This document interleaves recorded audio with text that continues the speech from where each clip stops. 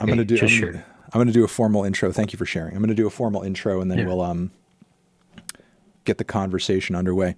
Hi, everyone. Anthony Fantano here, internet's busiest music nerd. Hope you are doing well. And today we're having an exclusive conversation with comedian, multimedia artist, and creator, Mr. Joe Pera. He has a brand new comedy special out titled Slow and Steady, which you can watch on YouTube, other places as well, I'm sure. And we're going to talk about that and anything else that comes up in the conversation as well. Joe, thanks for coming through. Thanks for having me, Anthony. It's great to be streaming with you today on twitch.tv. I appreciate that. I appreciate that kind and warm welcome. I usually just kind of interview musicians on, the platform. You reached out to me to have a discussion. What made you hit me up and say hi? I figured that, I don't know. I think that the work I do, particularly with my sleep podcast and a lot of my other work in the show music, has been really important in my collaboration with Ryan Dan, who's done the music for pretty much everything I've done, and it's plays in. So I figured it might be interesting to your fans too to talk some music and also comedy because I don't know. It feels I feel like, yeah, I love when comedy and music intersect, and it feels like there's a lot of neat intersections there that I don't know. The best comedians know how to use it well, and it's just something that's always interested me, and I like going to shows and stuff. So I I don't know. have Hopefully, it's interesting. I have questions about a lot of that stuff, and we'll get into it. First off, Oh, before we jump into that, I wanted to ask you if you agree with some of the people in chat and some of the responses I've seen on Twitter, and do you think that we look alike, like we're the same genre of guy? could happen. Yeah, it could happen. You, yeah, it could happen. Yeah, maybe if I grow my mustache out, we got glasses. A little bit. Yeah, Yeah. Okay. I feel like you're maybe a little bit more assured in how you talk than I am, but yeah, that doesn't have to do with appearance. I think we're just playing different roles. You know, I think the roles are reversed. You would talk like me, and I would talk like you if we were doing each other's jobs. I I was music critic and you were stand. Yeah, you'd have to you'd probably talk more like this, and if I was doing alternative comedy and stand up, I would probably have a demeanor a little bit more like yours. I think we're adapting to our surroundings and the way that society needs us right now. Yes, yes, that's definite that society needs us right now. They, it's critical. If we were to disappear, things would get worse Where than they are. Yeah, no, but how would the world go on? So let me ask you, All right. creatively, you've done kind of all of it up until this point. You've done stand up, you've done sketch stuff, you've done podcasts, scripted television, voice acting too. You've done late show style format stuff like early back in the day. What made you feel like now was the time to kind of head into a big stand up special, type of work? It was how I started. I and I always thought I don't know. I always admired stand-ups. I thought it was a really pure form of comedy, direct. Um, and I been doing it, and a lot of my material over the years went into my stand-up show. Joe Pera talks with you on Adult Swim, Hmm. and but I still added a bunch of it, and that had never been taped, and I never did a special, which felt kind of important to kind of like say this is who I am as a stand-up comedian. So finally, well, in a good way, after the show was canceled, I was had the time to go out on tour and do a full tour for like in the first big way, and that by the end of it, it just felt ready, and I wanted to get back to my stand-up roots and try and put together a complete show that kind of encapsulated what I've done to this point. And I don't know, there's just jokes that I was really proud of that I wanted to get on camera. And uh, yeah, so that's why stand up. It came first before the show, and I've always done it In fact, it helped me develop ideas for the TV show and everything else. I was lucky enough to have a weekly show with my buddy Dan Licata, and I could throw ideas at an audience, get feedback immediately, and then know if stuff was working or not. I think it's an important thing for like the creative engine to keep going, or I feel like everything else would slow down if I stopped doing stand up. Did you notice kind of a night and day difference in terms of your ability to do it, the crowds you were seeing, the way you were able to work this material, doing it recently as opposed to, pre your Adult Swim show where you didn't necessarily have that built-in audience? This was a huge difference and kind of shocking this time on tour. Like, usually before the show, I'd have to go up and really win the audience over in my own way. And it was fun because they didn't know who I was, what I was about. You get to start from scratch and build the whole world for them during this 10-minute set. And like, that's such a fun challenge, winning them over and then seeing how far you can take it in 10 minutes or longer. But now, I guess during the pandemic, people were looking for some kind of, it was the right combination of relaxing and funny, the TV show. It also hit HBO Max, which I think gave more people access to it than would see it at 12:30 on Adult Swim. So I was had bigger audiences than ever before, and audiences that knew who I was and were already applauding when I was introduced and excited to see me. So it's a completely different game. It's more like, how do I not disappoint them? And also, I like working from silent spaces for building up jokes. Here, it's like you got a bunch of energy thrown at you, and how do you now harness it and spin it comedically without losing it, but also finding the quiet moments throughout the show? So that was kind of a new challenge. I mean, it's hard to argue when people are excited to see it, but I also kind of miss having to start from scratch. But it's okay if people are coming out to see me. If they want to be silent when I come out in the future, that'll be fine.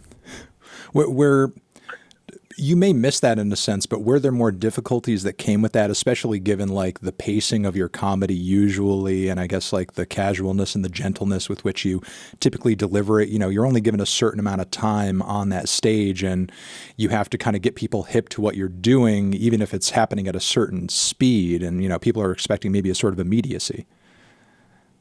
Yeah, like it's I don't know. I think maybe my pace quickened. Like, I could slowly build before, and now I think I had to keep the energy going throughout the set. So some stuff, I think overall I was going faster than I used to. And I don't think it's a bad thing. It's an evolution and something to have to, adjust to. But I think it's good. I don't want to be doing the same thing over and over. It's neat to grow, and when the audiences are excited, they're also a little bit more talkative and likely to throw stuff out. So it's fun to have more of a conversational element with the audience. Not that I'm dying for people to yell stuff out during the show, but it's part of the fun, and like, it makes every show different, and I'm able to learn about the audience and the area that I'm in when I'm on tour. And that's cool. So it's like it brought a new flexibility to the show, and we'll go places I didn't expect. I wanted to ask you about that specifically. I mean, not to go over, all the jokes in the special, because obviously I want people to go watch it after, we do this interview. But one bit specifically stuck out to me, not just because of the way it played out in the special, but also I caught you on this tour, like in Boston on a date. And you also did what I guess I could refer to as like the squirrel bit, where you're kind of telling a story about giving a squirrel a piece of pita chip and then eventually an entire pita chip. And you're kind of feeling from the audience what they think the squirrel did or was able to do with it. And, at least from what I could see from the show that I went to and the responses you got in the special, this bit of crowd work is almost like a Rorschach test, and I wanted to kind of ask you, like, what are the sort of range of responses that you got across the country and the world doing this joke? Because I could at least say personally, and maybe this happened in other places. There were a lot of responses, especially from one guy in the front row where I was at, that were kind of like sex oriented. Like one guy seemed to believe that like the squirrel humped the pita chip. I think some people like in the crowd were horny during that night. Meanwhile, at the special performance, a lot of people seemed confused. How much did it range? The Boston show, I remember it was just a bunch of, it was two middle-aged couples out, and the guy must have been horny, no, but and we rolled with it and talked about it, and they were loving it. That was funny. It felt very Boston. Yeah, you did roll with it. You did feed into it a little bit. Yeah, and that's what's fun. I don't know what's going to happen either. So that's how that played out. I also remember vividly that in Boston, like a lot of the security must have been like former Boston cops, I think, at the Wilbur Theater, and they were all like Irish guys with the cabbie hats on. Okay. And so I did two shows that night. Were you there when the guys like started giving like too boring of an answer, and the one guy tapped with that hat, tapped him on the shoulder like he was gonna throw him out for being? It was just that was funny to me. Like the Irish mob was like, yeah, no, I think I was there for that too. We'll spare to everybody the dumb answers, and I had to be like, no, it's okay. I asked, but that was what was stuck out. That was a funny moment. I guess, yeah. Oh, no, I mean, were any other kind of like wild instances, do any other examples come to mind kind of throwing this proposition out to people in terms of like what they thought the squirrel did? And what do you feel like this bit kind of allows you to do with the crowd when you're, kind of exploring it? I've got a lot of weird stuff. A lot of people get kooky. I find that some people, I feel like a lot of times the audiences is sometimes the drunker or more people who want to do a joke, want to participate, and that's fine. I've figured out a way to kind of keep it sane in there, but I feel like a lot of my quieter fans have messaged me afterwards, and it's like, please don't judge our city by the people that spoke up tonight. It's not all, we're not all like that, but I think it's fun to show the audience that I'm present. They don't know where it's going. I don't know where it's going. And sometimes I take it too long because I'm having fun. But I don't know. That's the excitement of live entertainment. I don't want to put on like a one man play. I feel like it's so fun to get to know people, like knowing that there are a bunch of horny regular Boston couples in the middle of the show is such a fun thing, and then that can grow throughout the rest of the show too.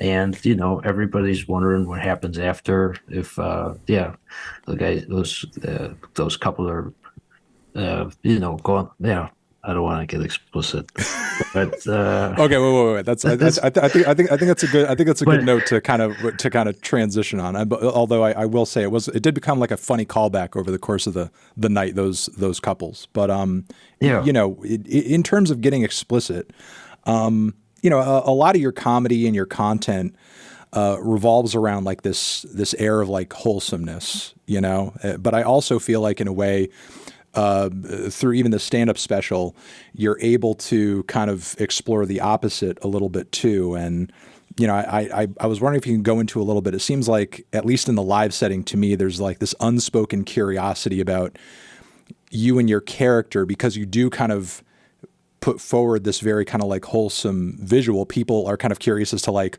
how unwholesome you are. When are you being, I guess, like, do you say a lot of swears? Are you a fuck machine? People like have like these really weird curiosities about your personality because of, the sort of like visual that you put up.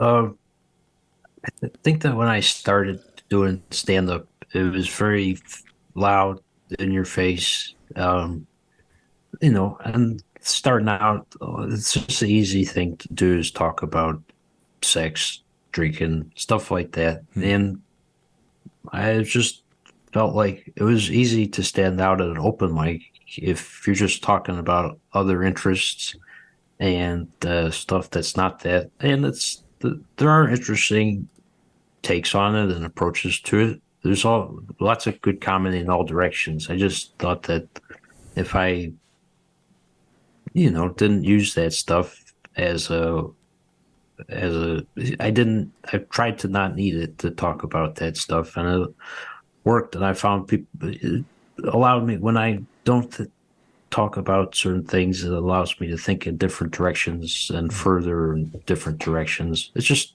never felt necessary.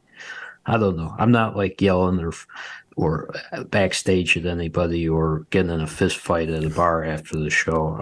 I like to just go drink a couple beers and go to bed. But um, yeah, yeah, I feel like anything can be done in the right way, and I feel like during the special, I did some stuff that was out of the usual, but that's what's exciting about comedy. And I don't know, at a live show, it was Boston. I think it was Saturday night.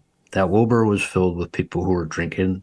It was fun to let it get a little bit rowdier and not, hopefully, not on uh, a bad way, but just like it's a, it's a, uh, there's fun, quiet moments, but it's also nice to know that everybody's out to have a good time on a Saturday night. You want to make sure that you give the energy back to them and something that they haven't heard or expected.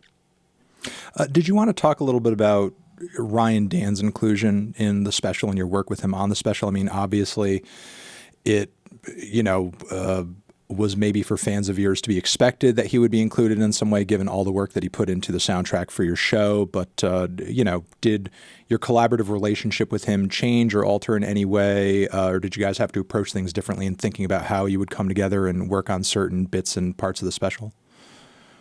For the special, we've done a couple live things, but never quite on the scale that we did in terms of playing off one another. He was not used to being on stage in the same way.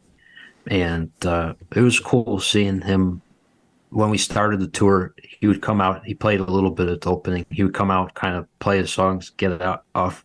But then it was funny after a few shows to like peek out at the curtain of what's going on. And Ryan's playing his intro songs and like cracking jokes and really having a good time with it. But that piece, we kind of, again, I think like for our podcast or the sleep work that we've done before, it could be more quiet and um, we put the sleep stuff first. I feel like we had to make sure that there were heavy jokes throughout that piece in order for it to sustain as a live piece. And like we had fun bouncing to Ryan and him doing different sound effects and just trying to turn it into a live experience that wasn't us just like putting our heads down and trying to get people to sleep, but making sure that it was present and exciting for an audience, even if it was relaxing at the same time. With Ryan doing, knowing that Ryan is doing some kind of like, ambient accompaniment in the background and, sort of like playing off of maybe the tone or kind of the vibe of the things that you're saying in the story that you're telling, do you find that you're able to extend bits out longer or talk more or kind of, really kind of string certain jokes out and explore them kind of in a more deep fashion, knowing that like maybe the music is kind of there, kind of lulling people into it and kind of making, giving you the ability to go at whatever pace you want? Definitely, it gives a little bit more leeway. It doesn't have to be so joke heavy, and but it just creates. I don't know. I like to think that um, I think Ryan it almost provides like an emotion, like a soul to the TV show or the special. Like it's funny, but when I can only take it so far. Music is so much the more uh,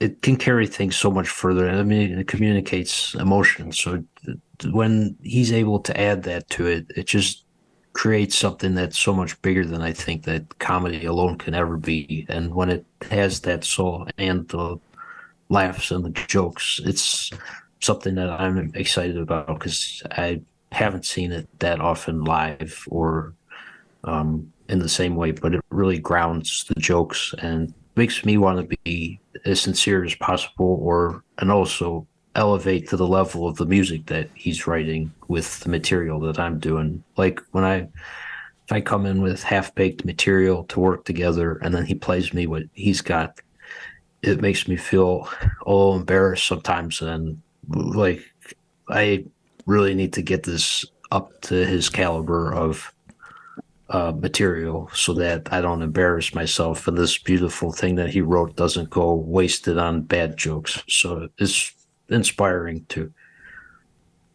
I have to ask you because I mean, look, you know I'm a music guy. I'm not a comedy guy. I mean, you know, there are comedians and sketch comedy and all variety of different, you know, I guess like arts and mediums that I enjoy comedy in, but you know, I'm not an expert. I don't know all the history and so on and so forth. So, you know, I just kind of want to ask if you could kind of illustrate for us, you know, this world or this confluence that you're creating of comedy and relaxation and ambient music too.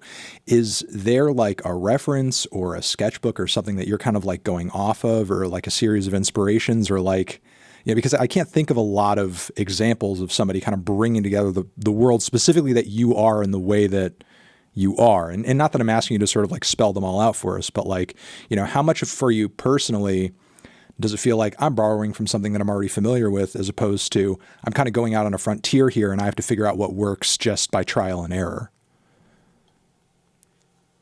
I feel like there's a lot of musicians that have approached sleep stuff. I'm trying to think of the music, and I mean, there's a lot in maybe it's more like in film where you'll have a narrator over music. Obviously, the Garrison Keillor stuff, Sure.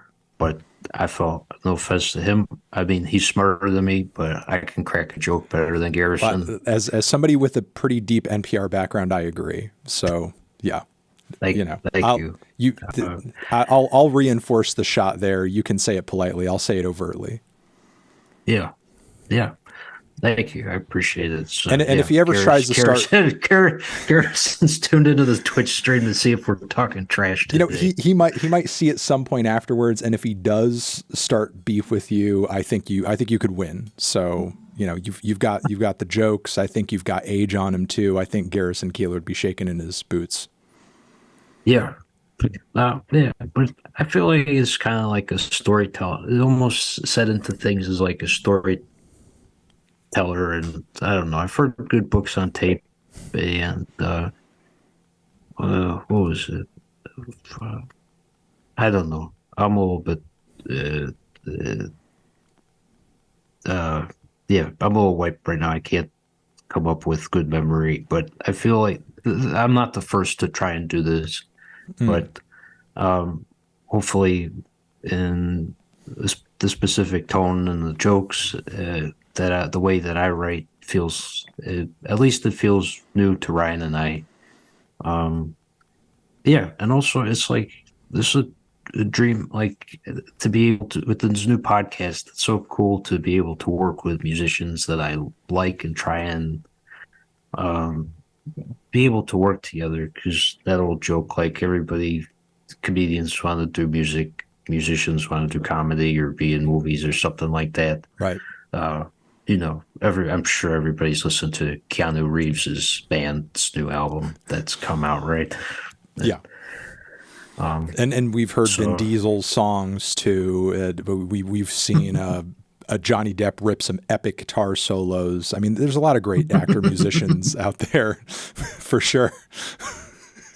yeah, so I feel like this is a better match for everybody. Mm. That I don't know. There's a lot of funny musicians. I feel like I can. It's a neat way to meld it and work with people that I really admire.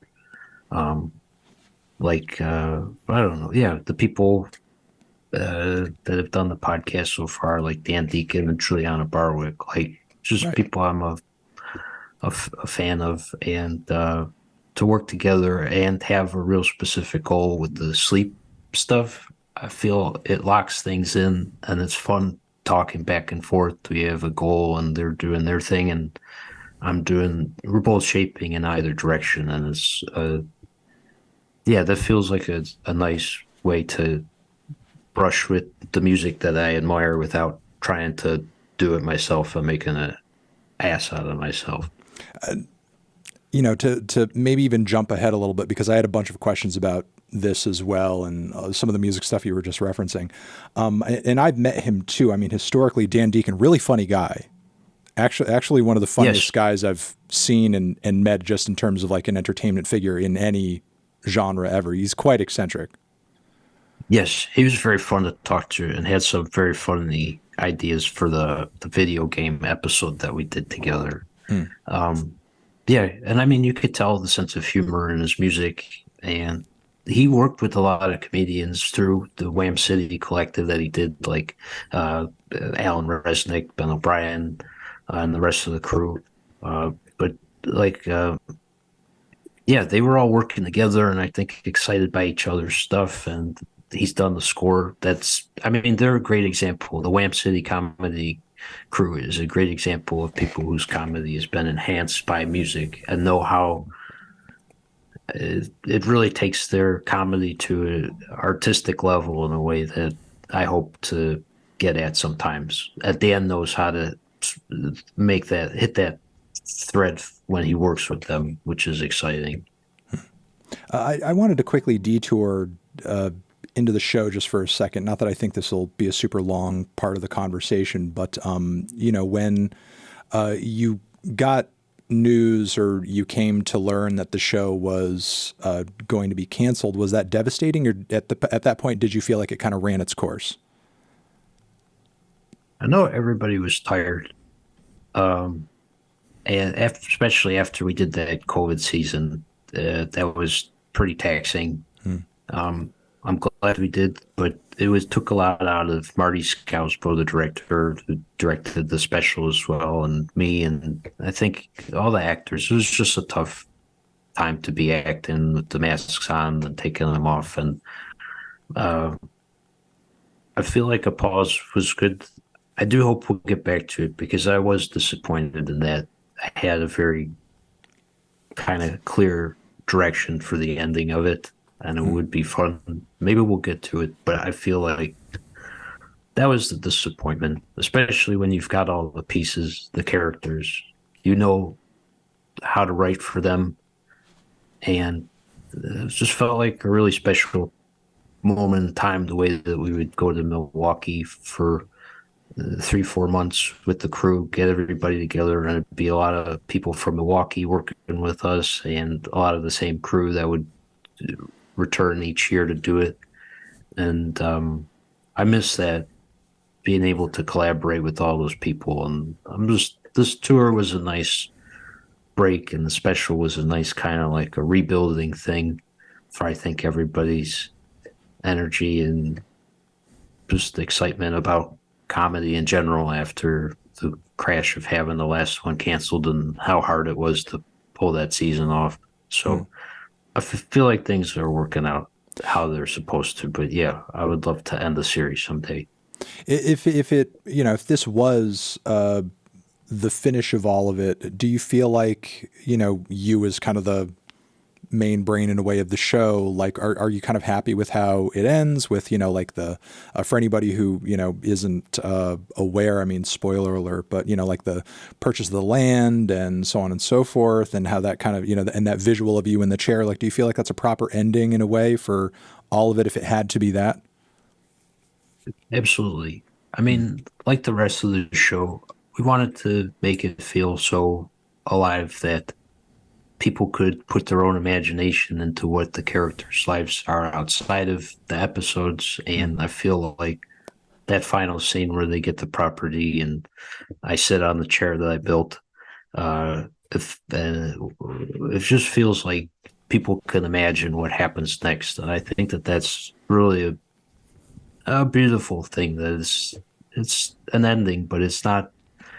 There's so much you can imagine the characters doing after that that it's a nice way to end. But yeah, so I did think when I saw the final shot that is that could be that. It's so funny.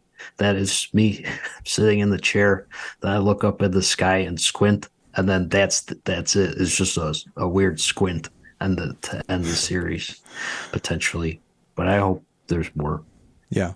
I want to, I guess start getting into the music conversation a little bit, talking about some of the music in the show at least. I have to tell you that one of the things about the final scene and final shot of the show that made me shit bricks, not just because it's like so heartwarming. No, well, I'll tell you. Not just because it's so heartwarming and like, borderline wanted to cry during that moment, but also Like, you chose that fucking intro piece, Abide With Me, from Thelonious Monk's music, that horn piece. I have, not only is that one of my favorite album intros of all time, I repeatedly since like around college used that as like a mixtape intro for like numerous CDs or playlists and so on and so forth that I've made for people. So like when I heard that first horn harmony, I was like, what the fuck is going on? Because often when I show it to people, like people haven't heard it. So I'm wondering like, how did that piece make it into the show?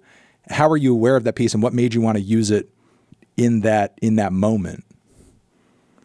it was like a montage of the final scene is us driving out there and kind of building for a long time, and we were playing with it and like what certain Ryan composed before, and it felt like it stopped building and being interesting. So we, after a while, or like it stopped growing and it needed to change and have a moment of finality and kind of a statement on the season. And uh, I think that we had been trying to figure out, I mean, we tried everything. We were putting in all sorts of instruments Ryan was experimenting with. And then I think he just tossed that in. And he really deserves a credit as, I forget, like a music supervisor who chooses Mm. music outside of for the show too. But he put that forth and we watched it and we're like, that's it. It felt so right, and it's so. I think it hit the tone that I'm always trying to do. That it's like very beautiful but very ridiculous at the same time because it's such a sturdy and tr- kind of how beautiful a song it is to just a guy sitting down in a chair Right, right. is ridiculous. But at the same time, the sitting down on the chair at the time that he did in the place that he did and in the chair that he built for that, it deserved that song. And so the combination of the two made it, plus the fact is very unexpected. Uh, I think to be hit by horns in that moment is so funny. So the kind of, Especially by horns connected to like such a well-known hymn as well. There's almost yeah, like a spiritual connection to it there. yeah, in the same way, everything else kind of, yeah, it feels like a spiritual moment, and anything less wouldn't have felt right. So it just kind of, we tried it out. It felt incredible, and then that was it. Yeah, Yeah, to the point you were making, like even though maybe on paper it seems like a ridiculous, sort of like scene to set that music to, it does speak to how much that moment meant to the character at that time, And as long as it yeah, meant like as long as it meant that much to him, the music seemed appropriate. yeah. I definitely, it was important that we couldn't, yeah, it has the right balance of comedy and seriousness. In the same way at the end of the special, I don't know how, yeah, how when the people are touching the ice cube, it's that been referenced earlier. It's Hmm. so. beautiful in that. I mean, it is ridiculous that everybody's touching a block of ice on the way out of the show, but at the same time, uh, it's so I don't know. It's hard to explain without telling the rest of the show, but it's also a beautiful thing at the same time that everybody is touching the same ice and seeing everybody's hand as they leave the show have that shared experience and feel the same coldness. And the ice is just so beautiful and how kind of solid it is. And to have the ridiculousness and the beauty combined together at the same time is exactly what I try to figure out how to get at, because I feel like that's a lot of how a lot of the beauty in life presents itself, or how you try and the moments that you try and find like that. And at the end of the day, it's also ice for your boys and your girls. And it's ice for It's everybody. ice for everybody. One, Yeah. one other thing I wanted to ask you, just one more question about the one music angled episode. I think it's probably no surprise to you that one of my favorite episodes of the show is the Who episode, which I think is a pretty essential episode when it comes to like the Joe Pera character portrait, because there are moments here and there where it's like you kind of try to portray him as being like a little naive, and for you in this episode, it's pretty essential that you get people to understand that this man, despite the fact that he is a music teacher, Yeah. he's so naive he has never heard the Who's Baba O'Reilly before. And this gets him excited beyond words. And I just kind of wanted to maybe kind of get from you, like, what exactly kind of made you pick that song as like, the point of exposure? Because it could have been a lot of songs, like why that track? And have you had personal experiences with like getting that excited over a piece of music or an artist that maybe you kind of related to in that episode? Yeah, absolutely. And I think people were excited by the fact that I'm sure everybody's had that moment where you hear a song for the first time and it just kind of sends the shivers down your spine. And um, yeah, you feel different afterwards. And like, yeah, but I was, I guess that's part of it. I mean, it is ridiculous that the character had never heard it before, which is hard because, as Connor O'Malley's character says, the song is everywhere, always. Right. It's playing somewhere, and uh, so I mean, in the show, raised by grandparents, so I think they listened to a little bit older music.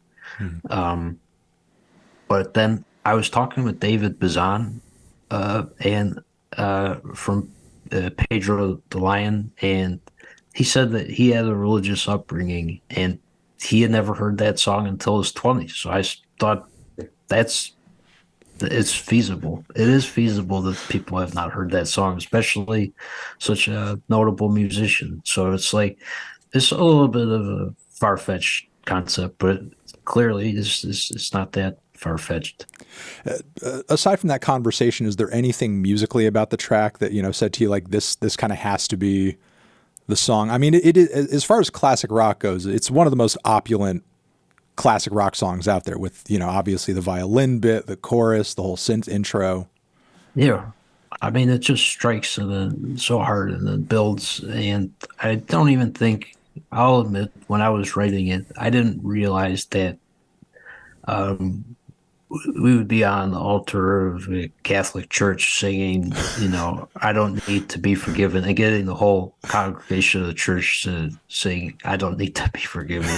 And it was just like, I don't know. Sometimes things happen. I don't know. Same with the show being canceled. I'm not worried about it coming back or the way things play out in the future, because you just set out with that simple idea where the guy heard the song for the first time that almost everybody's heard before, but and just let things kind of coalesce, and just everything in the episode worked out so perfectly and fun, and it came together in a way that we couldn't have planned. Like, you can't, basically the set decorator, Katie Birmingham, or the production designer, Katie Birmingham, who did the special as well. We had a house that we were shooting in, and it wasn't a set or anything. So we cleared all the crew and put it one of the, and she just left tons of stuff around for me to, like the bells on the piano in the piano room and the ice cream in the freezer. She just made it like an actual house, and I was able to get excited and play in the house the way that I guess he would have. And it just happened. And we got, I don't know, lucky is the word, because everything was put out and gathered. But then, like, also when the dog bites the piece of pizza and I'm pulling it from its mouth, I didn't know that dog. I thought that dogs would get sick from the pizza, and I was really trying to yank it from its mouth. But like, I guess that's how we try and shoot stuff, is we leave it a little open ended so that there's room for things to happen, and everything just happened right that episode. So a lot of those wild actions and everything that you were doing were just kind of like improv. You're like ice cream, bam, jump off the couch here, bam. Pretty much, I was right. It was just me and the cameraman, and they played the song, and I just got to do it. It came to me impulsively, and I don't know. I don't know. It was like one of those moments where I'm not a great actor, but you just feel it and you get excited, and you could tell that like people in the crew were just like, "This is working," and it was maybe I forget what week it was, but it felt. Um, I think a lot of the crew first season was like, "This guy's got a TV show. He doesn't seem that funny to me," and I've all felt that way too a little bit, but after that night, I feel like everybody kind of really understood what we were trying to do. And yeah, again, the beauty and ridiculousness of the moments uh, colliding just it made sense to everybody. And yeah, it was just a special night. You know, just because it's coming to me now, like obviously you were acting in that moment and you had an idea and you had an objective and a joke to tell in a way, but like with the music and with that song and with it blasting as well in the way that it was, did you also feel like kind of driven by that too? Did you feel like the music allowed you the ability to just sort of like go crazier than you would have if nothing was playing in the background? Yeah, I mean, that's how I I was just driving with Dan Licata, who wrote the episode, and we were in a car, it came on, and I think it was just I said to them, "Pretty crazy to hear this for the first time," and it was, I guess, when you put yourself in the mindset, it is an exciting song to hear for the first time, and I don't know, it still gets me going. Sometimes if I'm at a bar, somebody will put it on and it's like, oh boy, what do they want? Do they want me to run around right now? But a lot of if I hear it on the radio in the right situation, it makes you want to drive the car a little faster, or, you know, yeah, Go a little just crazy. a little bit. It's got that energy, and yeah, All it's right. exciting. I wanted to ask you about, maybe one of the obvious genres and musical tie-ins to the show and your comedy generally, and that's like ambient music, or maybe what some people might characterize as like sleep music. I know you're a fan of Juliana Barwick's stuff. Dan Deacon has dabbled in that stuff too. I know that you're into Brian Eno's work too.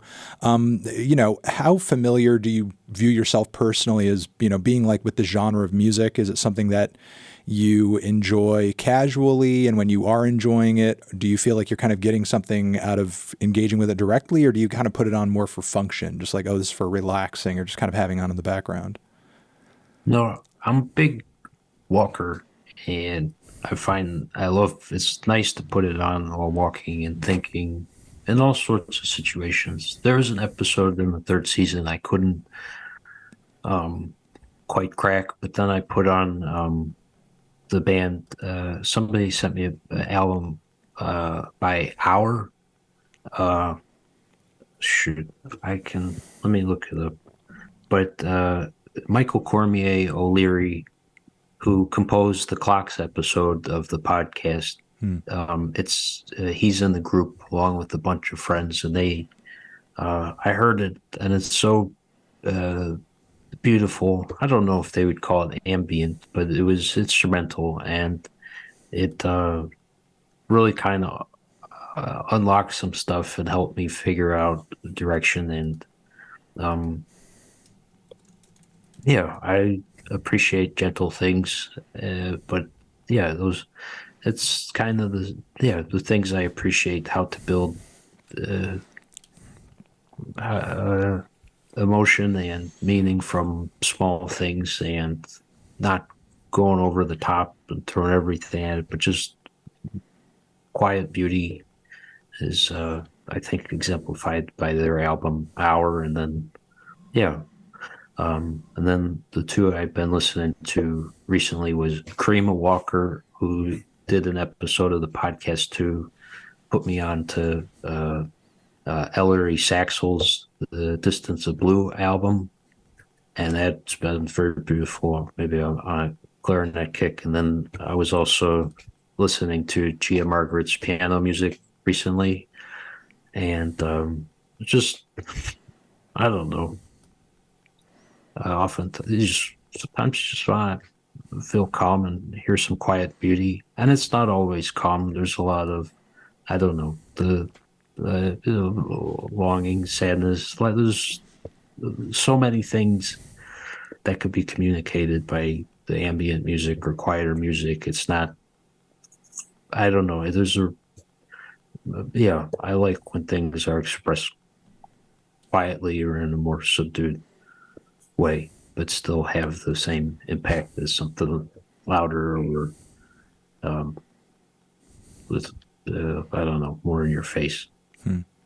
And the way that you describe it, it sounds, like you're getting something out of it also like a thought enhancer or a way to sort of like give yourself more space to think or contemplate too.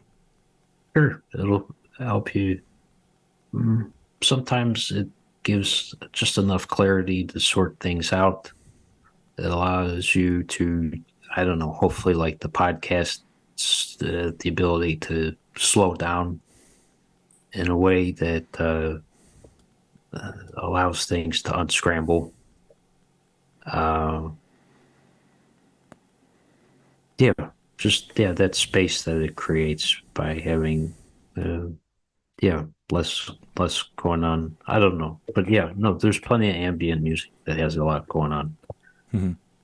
Yeah, Um, you know, I personally, I find that when it comes to that stuff, I'm drawn to a lot of experimental drone works where there might be a lot of layers and details going on, like Tim Hecker's stuff. right. Yeah. I was also enjoying quite a bit from the new One O Tricks Point Never record. If Oh, I gotta listen to that. Tim's worked with him before, his name is Daniel Lopatin. He works under another kind of this One O Tricks Point Never sort of Yeah. pseudonym, and he does a lot of electroacoustic stuff, a lot of ambient stuff. It's very active and prickly, and he's worked with The Weeknd too, and a lot of different artists. Yeah, I love the his album and yeah, his soundtrack for he did the soundtrack for Uncut Gems too, He right? did, yeah, Yeah, he did, yeah, and it Good was Time as well. excellent score. Yeah, Yeah. so I don't know. That's what I don't know my music. Like I couldn't tell you a definition of ambient music Hmm. because yeah, this doing something completely different than what I was just describing from those albums. Well, still, I Well, guess it'd be under the umbrella of ambient. yeah. To flip over to something louder, I know you know what metal is. I know you're into some Mastodon. When you are looking to maybe get out of a more contemplative space and put on something louder that isn't the Who, where do your ears go? Is it some sludge metal? Is it some thrash metal? Like what are some artists, in those fields that, maybe you in secret kind of, bang your head to when nobody's watching? Never, I'm not a huge metal guy. I won't pretend to be. But I love the. I was in Lawrence, Kansas, at doing a show, and I went to a lightning bolt show with my friend Dan Licata. Holy That shit. was That's talk about that. noise. It felt great. That's why, uh, yeah, I love the experience of it and getting a real shaken up feeling. Because it was, vibrate everything inside you. Well, yeah. It was So, incredible. sorry, no offense. You're the last person I would expect at a lightning bolt show. We just walked in. They said, "Oh, this good band, Lightning Bolt, is playing. Let's check him out." And Right. then he had the helmet on and was Yeah. with the voice modulator, and they had to even take little breaks, but they were right in the middle of the floor. It was great, and you just everything inside you vibrated, and yeah, it was a good sometime. Yeah, Yeah, when I got into them back when I was in college, and I would find that repeatedly listening to them for prolonged periods would give me a migraine. But I enjoyed their music so much I would do it anyway. I would just kind of like give myself the time to enjoy their stuff and have a migraine after, knowing it was going to come. But I wanted to hear it anyway. I would just grit and bear it. yeah. That's so sorry I can't go out tonight. I've got to get a migraine from Lightning Bolt. Yeah, kind of. Yeah. No, I mean, that's just what it was. Yeah. To another quick question. I mean, maybe you're not a metal guy, but is there a punk band that at their creative peak you would absolutely throw down for in the pit? You heard of the band Big Ups? We did a bunch of Oh, yeah. stuff with them. Yeah, they Yeah. were fun and yeah, they were friends and yeah, it was fun to go to their shows and see them play around New York. Yeah, That's and that's a solid ass endorsement. yeah, what a beautiful. Yeah, I haven't seen them in a while, but yeah, they would put on a really fun show. That's valid. That's valid. Also, you were referencing Page of the Lion earlier, Mhm. and maybe this is kind of generally more your speed, but are you a bit of an indie folk fiend? I know you mess with some Big Thief. Have you listened to the new Sufjan record yet, or anything like that? I did a little bit. I was doing a drive to up to Bellingham, Washington, and I put it on, but I don't know, I was a little bit tired from the 6 hour flight, and I was like, I need a little bit more energy than this, and also I feel like I need to, yeah, give this album the attention it deserves. But Right. the bit that I heard was really nice. Yeah, I'm a fan. I was people. Maybe this is an inappropriate joke that should only have been said on the live show, but people were throughout that Ben Death Cab Ben what is Death Cab Death also Cab for Cutie. Death Cab for Cutie. yeah Ben Gibbard. Ben Gibbard, yes, he and a bunch of the guys in the group are from Bellingham, Washington, and I made a kind of inappropriate joke that after listening to Sufjan, that's like you're I wonder if Ben wished he had a friend that passed away so that his music could get as sad as Javelin, because he's like, oh, only my relationships are going bad, and that's as sad as he can get. But sorry, that was I should have kept that to That was myself. that. Yeah, that was dark. Let me ask you. Sorry, guys, I know that you're was bad. also. I know you're also into. And I think this might tie into your comedy a bit here as well. I know that you're into some David Byrne and Talking Heads. Yeah, sure. One thing specifically about his work that I wanted to get you to maybe speak to, because I think that in an interesting way, there's like a commonality there, because I think both of you, to an extent, share this kind of aspect of your art where there's almost this exaggerated or kind of performative level of awkwardness to both of what you do. It's like you both explore awkwardness as through the art that you make, and I just kind of wanted to know if you could speak to that a little bit in your work. I mean, how much of that do you feel like is actually personally inside of you, and how much of it do you feel like you're just kind of exaggerating for the performance that you're giving? Uh, I mean, I like to take performance at a slowed down pace because I'm not like a huge wit, so I feel like if I'm able to slow it down and make sure that I get the details right, I think I appreciate that. His True Stories film is really, yeah, that had an impact, and I think, yeah, Katie Birmingham, the uh, the production designer, is very inspired by that film as well. It's an incredible film with I don't know, a nice attention to people, his observational qualities. But I guess a lot of the time, the people that notice these details are the ones that slow down and observe. And also, I kind of like his character in that film is always asking questions of a lot of other people and letting them talk, and uh, having that kind of curiosity about things, I think, is an important way to approach subject matter, um, and I don't know. I guess the world in general, and letting other people talk and other characters shine, and while kind of just holding it together enough as a narrator, I do think that had an impact on the writing of my show. Well, I mean, I think there's a specific way that this manifests in what you do, whether it be your show or your stand up, because do you feel like personally in your everyday life, there's a certain pace at which you go at, and through your comedy, you maybe not just make people laugh, but you maybe get them to think about the pace that they're going at and maybe be a little bit more conscious of that in terms of like, the speed at which people engage with each other or, the warmth or directness with which people engage with each other?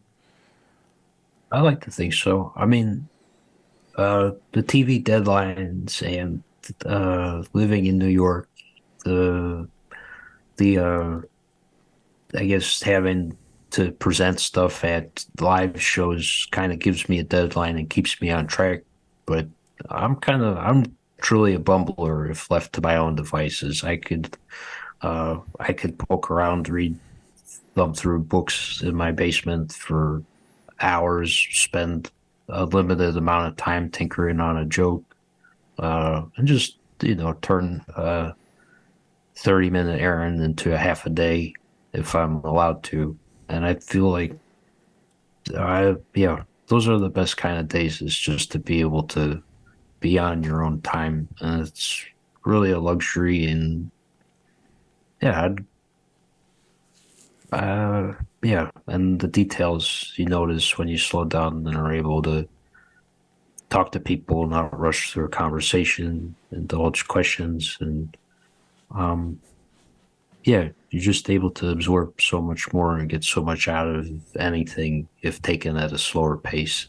And yeah, and I feel bad whenever I'm not, but before every show or recording that I do, I make sure to get to that tempo, often by just pacing around at a slow pace and, you know, getting to where I want to feel so that the audience could feel that tempo too. And um, yeah, yeah.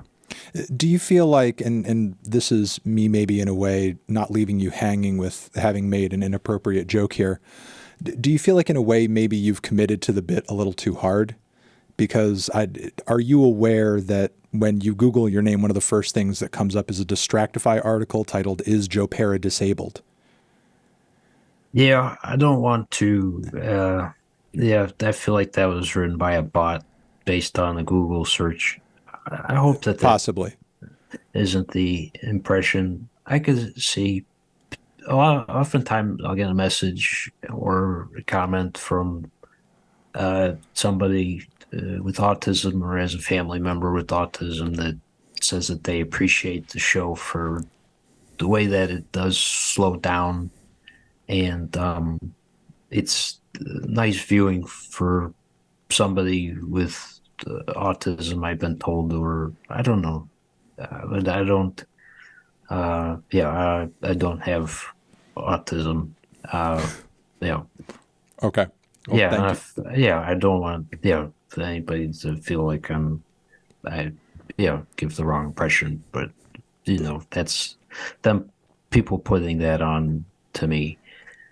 Also, I think that when I perform live, I get anxious, and a lot of it manifests in me playing with my hand in my pocket sometimes because I have a nervous energy that goes somewhere, and I think maybe they thought something about that, but it's just anxiety about like performing on TV or doing a live show, and that's how it manifests. And like, uh, yeah, I'm trying to be conscious about not letting it get too uh, big, but I feel like I don't want to stop it because I feel like that energy has to go somewhere, and I don't want to be, I don't, yeah, it has to go. So I don't want it to, I think I harness that anxious energy when I'm performing, and it helps in other ways. Hmm.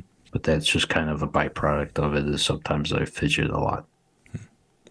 Um, I want to ask you about maybe another source of inspiration for a lot of your content, not just, the awkwardness of the fidgeting and whatnot, but something I've noticed, having taken in a lot of like your stand up over the years from what I can watch of it on the internet and kind of comparing that to your work, whether it be in various one-offs or specials you've done, some content to the show, or even the podcast. I feel like a lot of your work these days has taken almost an existentialist turn, and you're exploring space law, and you're exploring the loss of loved ones, you're exploring Stephen Hawking cheating on his wife and whether or not that matters or is sort of like a matter of import to the universe at large. Is there a flip that switched at one point that made you feel like I don't just want to make people laugh, but I want to make them actually like think more deeply about sort of like larger abstract concepts here? I guess so.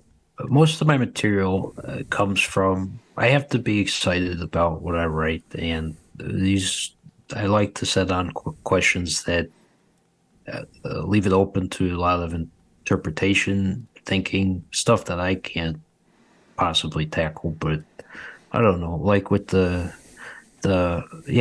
I don't know, just I feel like that's what's worth writing about, the idea of the Stephen Hawking bit is pretty. It's just I don't know. I never saw the movie about him, but I saw this guy cheated on his wife, and I thought it's an interesting thing to try and figure out without knowing that much about it, which is I don't know, kind of funny too. But like with the space law, that's a lot of it is true.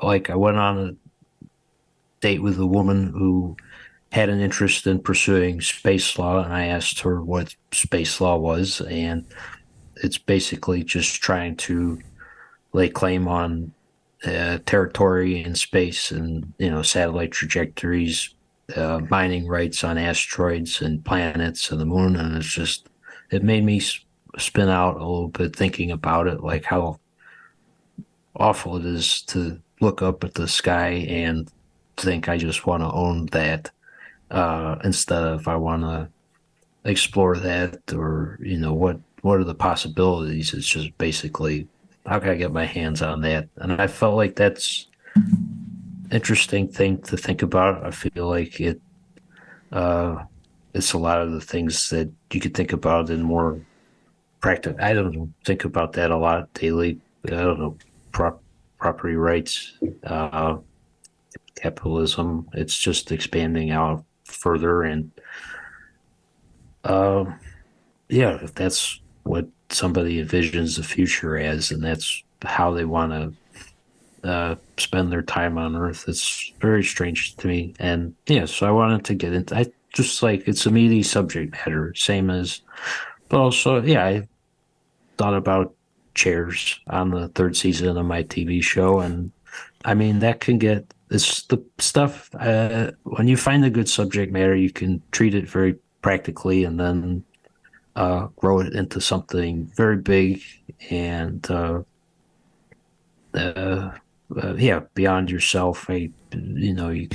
Chairs can go in so many different directions, and that's when you have something good. I think that you just the possibilities are endless and the approaches are endless, and trying to blend the practical and the bigger subject matter. That's what's so fun. Well, I mean, with the space law thing, and also thinking back to show narratives like the character Gene coming up with this plan to, become the president or rule the world and have it run in a more sort of like utopian and communal sense. I mean, obviously, there are jokes there. It's working within a larger comedic framework, but like, underneath that layer, there are sort of like societal prescriptions being made. I mean, it sort of seems like you have at least some vague ideas as to like how society could better run, to the benefit of the average person as opposed to whoever can, pay out enough money to own space. Right. It's just that's it's fun to take big swings. That was probably one of the bigger, wackier swings that we've taken, but it's just point like I don't know that I don't know. I got my friend gave me a Buckminster Fuller book, and he had some very nice ideas about what would happen if we got rid of countries and everybody stopped having to spend on defense budgets, no borders, and everybody just pooled their resources to make sure that the quality of life was improved and focused on other things. Just it's such a yeah, it's such a big proposal and kind of somewhat against a lot of human nature to get rid of borders and the defense, the spending, but at the same time, it's a beautiful thought. And I just gave some of those ideas to Gene and had him explore them, and also I think Buckminster Fuller proposed that a computer be in charge of determining who got what resources so that it doesn't have any bias. And that's very funny to think about, and the ways that it could go wrong. And also, giving all that power to a supercomputer that's so funny to me. But there's a lot of nice thoughts about where our resources and energy are going and what is the purpose of humans. And for Gene to be taking on those things as in his retirement after a career as a freighter boat captain. I don't know. Maybe that was a swing too big looking back on, honestly, and got a little bit wacky. No, no, But no. That's what made it entertaining. The fact uh, that he had the audacity to even try, I think, was a testament to his character. yeah, I want to ask you personally, as you're kind of exploring a lot of these very large, abstract, worldly concepts, I think a lot of people might presume that maybe to some degree or another for you, there might be an angle of maybe spirituality or religiosity there as well, guiding it or informing it. Is that the case, or are you mostly kind of more an agnostic, person, or more of a material person in terms of like what you believe in?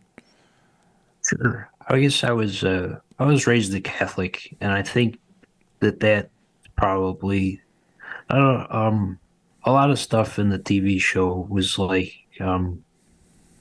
finding and making your own traditions that are meaningful to you, like and acknowledging those that people already have, like going for breakfast on a Saturday morning and running into people, or the ritual of going shopping, or in the episodes where after Halloween I put a pumpkin, I bury my pumpkin respectfully by sending it off of a waterfall.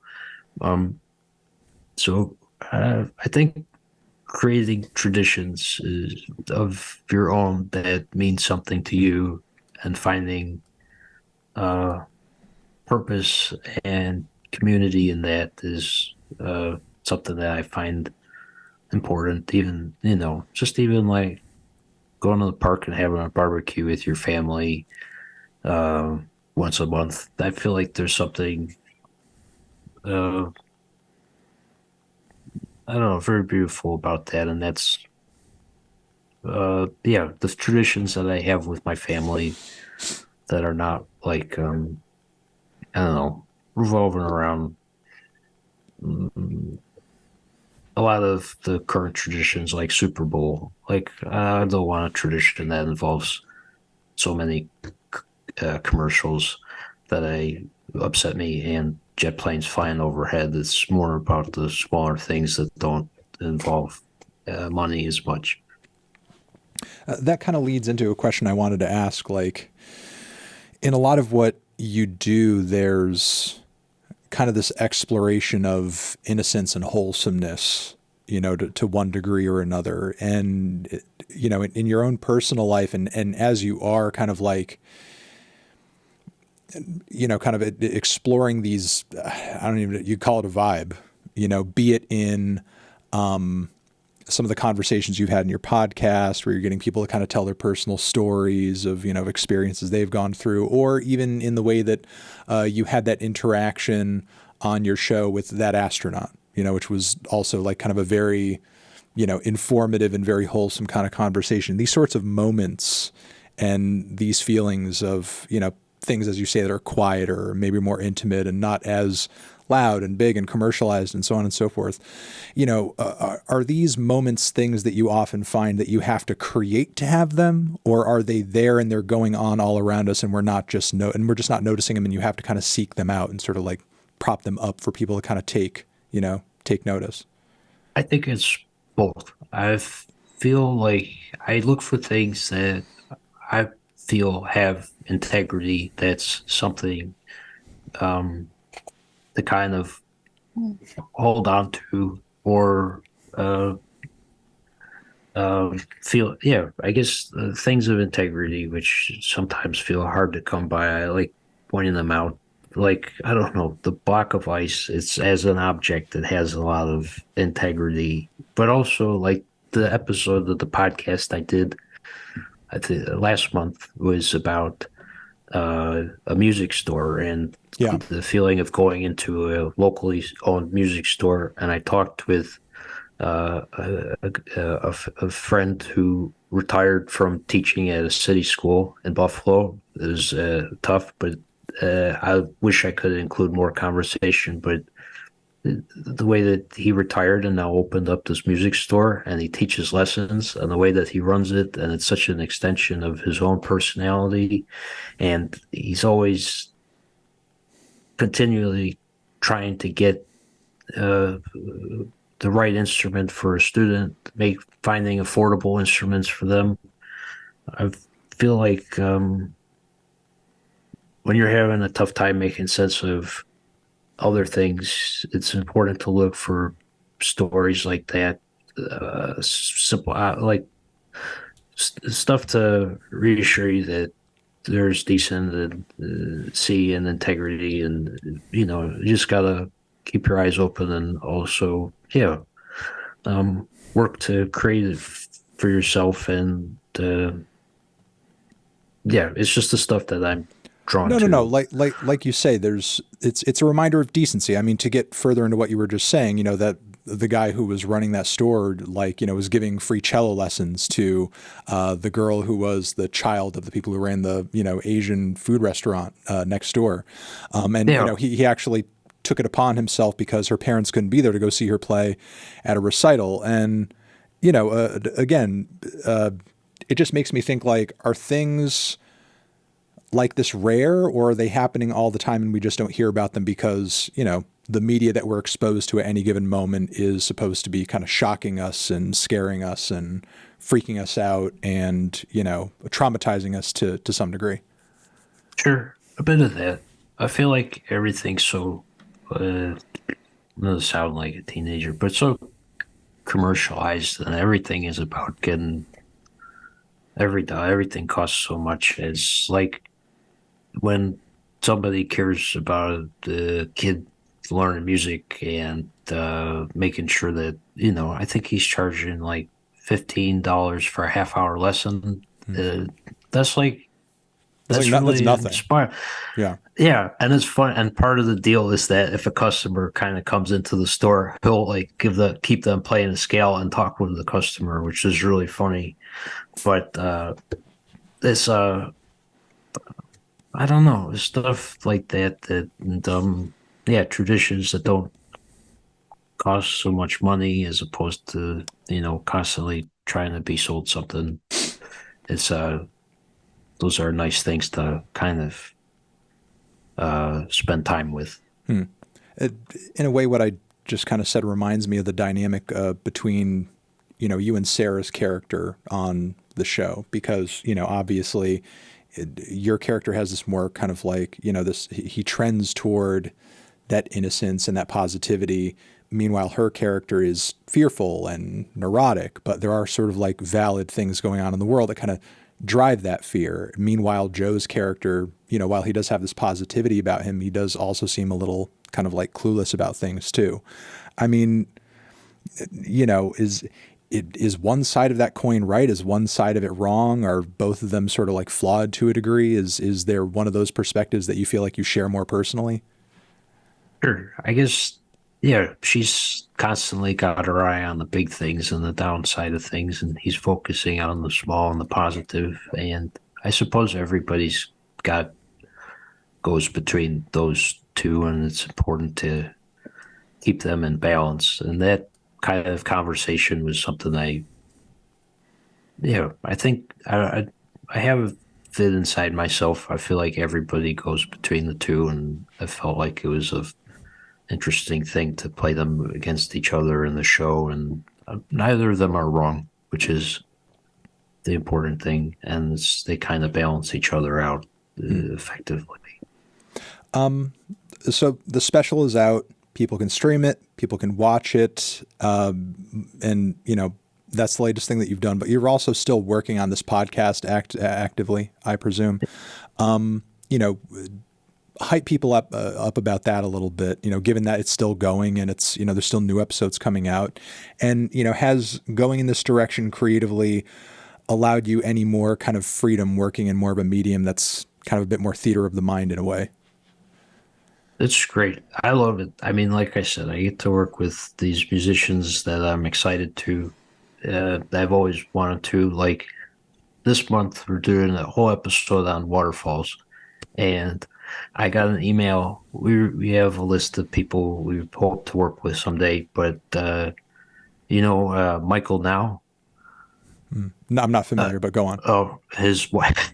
His wife wrote. I've been a fan of his, but then his wife wrote an email pretending to be his manager and pitched him for an episode. And I was like, of course we should work together. I've listened to a lot of his work. It sounds like a blast. And then she said, all right, I'm actually his wife. But it's just like, this kind of, so that's exciting to be working with him this month on an episode about waterfalls. And uh, uh, yeah, it's cool that as this progresses, and we show that it's a fun process, and like we try and do it in a couple weeks each month, so it doesn't take all of our time, and we're able to do something else. But like we try and keep it easy for the artist, and working on hopefully get to work with other people we care about and pack up more stuff. You don't need to run anything by a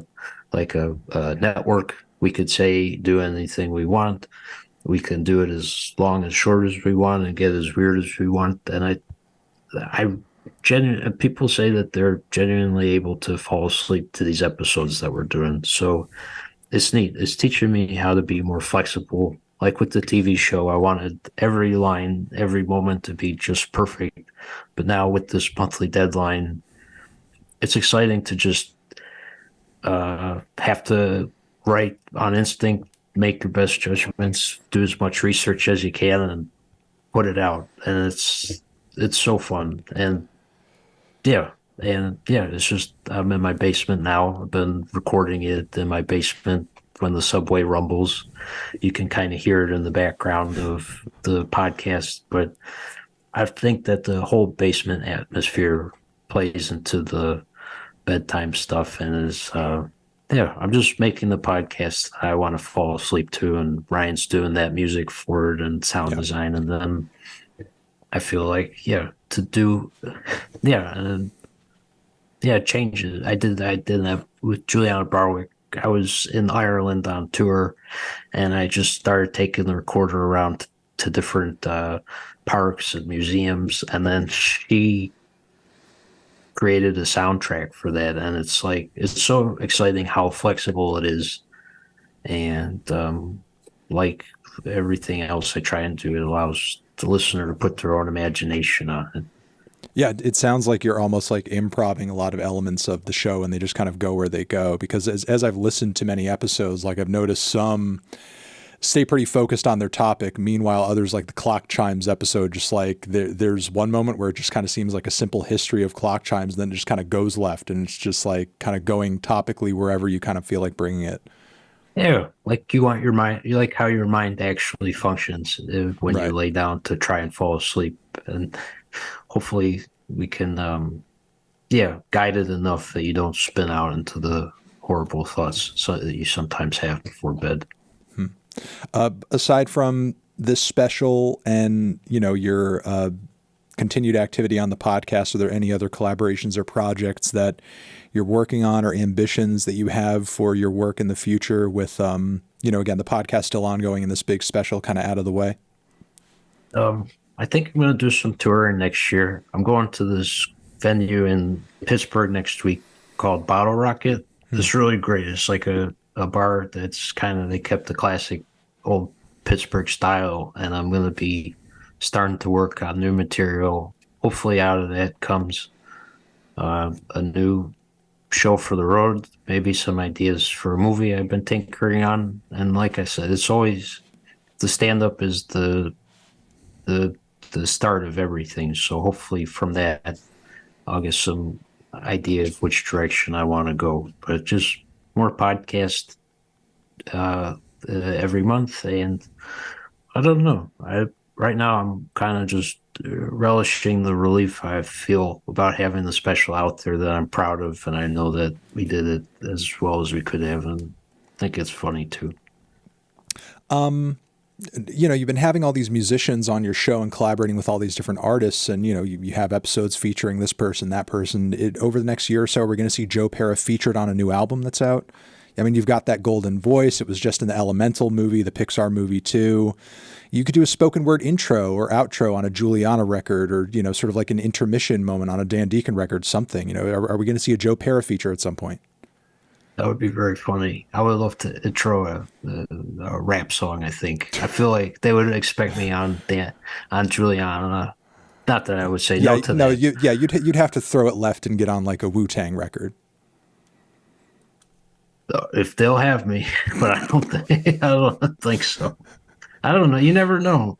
I do. Yeah. Is there a You specific never know. rapper you had in mind when you said that? Mm, A rapper whose energy you think would vibe with a spoken word intro from you? there's plenty. I'm trying to think who it would be. I don't. I used to. Yeah. No, I used to use it. I don't know. I'm open to lots of stuff. If you have any recommendation, I'll send a cold email out to a bunch of rappers tonight. Yeah, I mean, you know, maybe they could throw you into the new Danny Brown record last minute that's coming out soon. Maybe you could end up on a West Side Gun album, you know, something That like would be that. He has a lot of features on his record. I'm sure he could like pop you in here or there. so. I would, yeah, that would be cool. I Buffalo mean, collaboration. exactly. I mean, you're also from Buffalo. I think he would love that connection. Yeah. Do you want this boring guy from Buffalo on your track? You know, I'm sorry we didn't do this interview earlier because I mean, you pretty much missed the train on the Drake record. You could have been on that. That's okay. I'd rather be on West Side Gun than Drake. Okay. Drake probably gets more residual, but I would rather be on West Side Gun. And that is true. You probably would get more residuals off the Drake, but it would be cooler to be on the West Side Gun record. Well, he again, I did an interview with him recently. He says he's going to be coming out with more music than ever Wow. over the next couple of years. So I think that's every track is an opportunity for you to pop in somewhere. Yeah, just started the song with, "Hey, West Side, what's going on?" I think it's a, yeah, and then it goes from there. That's And then it would go from there. You've already conceptualized it. It's sounding good. Um, if he's listening now, I'm sure he's hype on the idea. Thank you very much for coming on and being an open book and talking to us about everything and taking the time. I mean, it's been a longer interview than I usually do, and I appreciate you just kind of diving into all of it because you've done a lot over the years. You put out a lot of stuff. hey, thanks. No, it meant a lot to be on, and yeah, the fact that you came to the show and are a fan. I don't know. Yeah, this is a real treat to talk with you. No, I mean, definitely a fan. Definitely a fan. I mean, it's you kind of spoke to something earlier that I very much identified with in terms of the reception and the function of the show when it was airing, and over the course of the pandemic, there was like, you know. A time of severe depression that I was going through, and your show is one of the few things outside of everything that I have to listen to for work that I wanted to consume when I wasn't doing anything because it was just like relaxing, and just like felt better than, anything else that I had to deal with or consider at any point during the day. So yeah, I think through that and through a lot of everything else that you do, I've become a huge fan of your work. And, it freaked out to numerous friends of mine. I was like, Joe Pera emailed me and he wants to talk. Oh, but what the fuck? Holy shit. So, uh, so I appreciate you taking the time. I really No, do. that means a lot. I'm really glad. Like, yeah, no, like people say that it sometimes helps at low moments to show, and like this, that's cool that comedy can do that. I hope in a way that's not corny or anything like that, but in a real way, it could kind of provide some comfort and a good time. No, for sure, and it does. And it seems like you've touched a lot of people watching and chat in the same way. And we'll continue to watch you and everything that you're doing. But again, thanks for stopping by. Thanks so much, Anthony. I hope to talk to you soon. Thanks for everybody tuning in. All right, have a good one. You too.